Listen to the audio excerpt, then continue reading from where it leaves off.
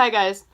So for this video, we're going to be answering some questions about must-haves for barrel racing, plateaus in training, and how to keep our emotions under control at a barrel race or a rodeo, or even just in the training pen.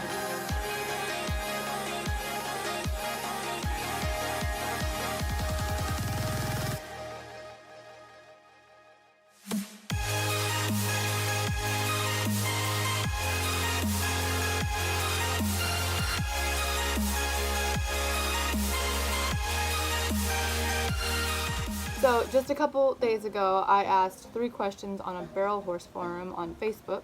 I will give you the description so you can look it up and join it.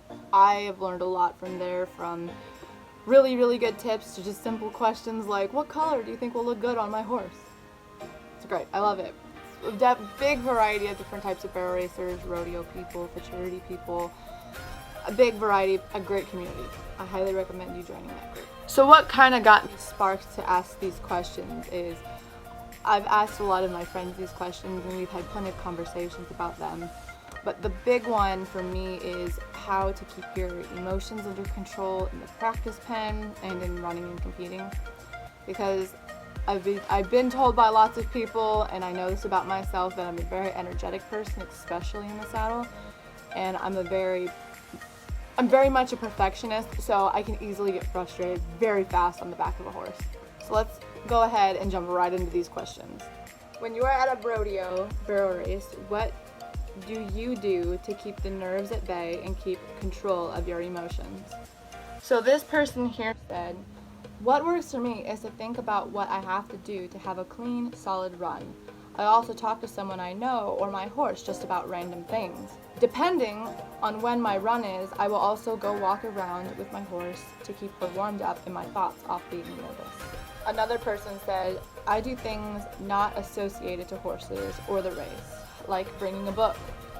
That's a really good idea. I know some people like to listen to music, and I've actually started listening to meditations when I'm riding. I have on my Spotify account, I have a playlist called Meditations, and I will just listen to that when I'm riding or warming up. And then also I have another playlist that's called Coffee Shop, and it's just like super like blues, chill music that I'll listen to also keep my heart rate down and my nerves down. And sometimes I'll even sing to the songs that are really slow because it instantly makes me more into a calm mood, calm attitude. The second question was, when you hit a bump in the road with training, what do you do to overcome the plateau? I had a person respond to this, and they said, I always think of what in the past has worked, or things that are similar that have worked. I have to remind myself to not get stressed or mad at my horse because riding and teaching a horse is like learning a foreign language.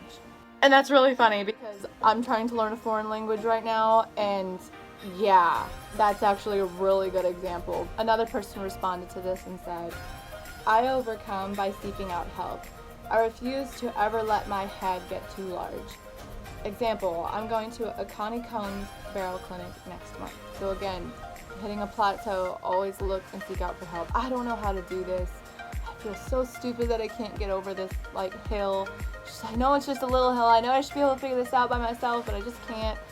Can you help me? Know that you have a mistake. Know that you can't figure this out.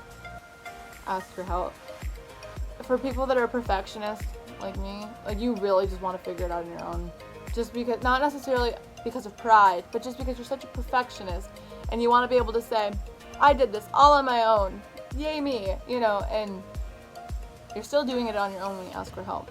Asking for help is totally fine. If anything, it humbles you more, makes you more confident, I think. And also, it might be something you already know. The advice somebody gives you, it might be something you already know, but you didn't think about trying. I had a third person respond to this question. They said, to overcome the bumps in training, start with breaking down each maneuver and mastering them. A lot of holes in training is because the basic functions isn't as strong as the rider thinks it is. For example, flying lead changes. Think about all the maneuvers it has to be successful to achieve it. Leads, steering, circles, hindquarter control, and collection. Probably more, but that gives you an idea. Also, besides mastering the basics perfect, the beginning of each one as well. For barrel racing, it's more important to teach a horse how to use himself well, biomechanics, before actually teaching the pattern. And when practicing, it's okay to just pick out one thing at home, like learning to run a straight line from one barrel to two. My third question was, what are some must-haves when it comes to barrel racing? I had 2 people respond to this, and the first person said, a good saddle, good pad, a bit my horse reacts to, reins, medicine boots, and bells. If you're not sure what medicine boots are, they're the ones that they put on the cannonbone, and they strap on, they Velcro on. So I prefer polos just because I've had better experience with them with support, but lots and lots of people, professionals, most people use SMBs or support medicine boots. And then bells, short for bell boots, which are the bell boots that go around the hoof that prevent them from nicking the back of their feet and also ripping shoes off. I use those as well. I will wear those whenever I get on my horse just to protect the shoes. The second person that responded to this said, I think a must-have for barrel racing is a great mentor, split reins, I always have split reins in my trailer, well-fitted tack, great quality foods for you and me, the rider, a hay net that lets your horse eat while at competitions.